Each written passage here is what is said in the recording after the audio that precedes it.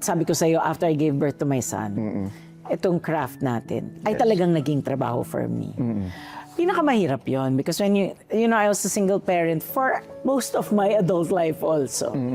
So, syempre, part of the challenge niyan will always be feeding my children and make sure I have work. Kasi single parent ako eh. Hindi ko pwedeng iasa lang sa iba ang lahat. Diba? So, you have to work. Totoo yan, mahirap yung balancing.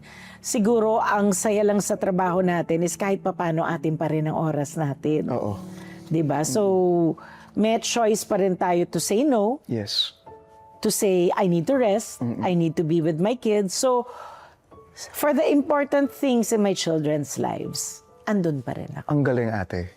Pinipilit mo yun. Minsan mahirap. Although hindi ko nagagawa ang birthday on time. Hindi lahat ng birthday nila on time. Pero kahit na hindi on time, may birthday. Yun naman ang importante siguro, ate, no? As much as possible. Quality in quantities. Yes. So, for you and your children, quality time.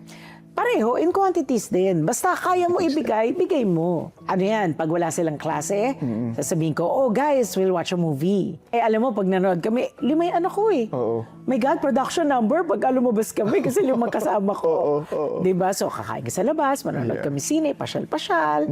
Minsan, pagka hindi kami manonood ng sine sa labas, manonood kami ng sine sa bahay. Magdi-DVD kami, DVD night. Ang nilook forward nila more than what we are watching. Yes. It's the bonding.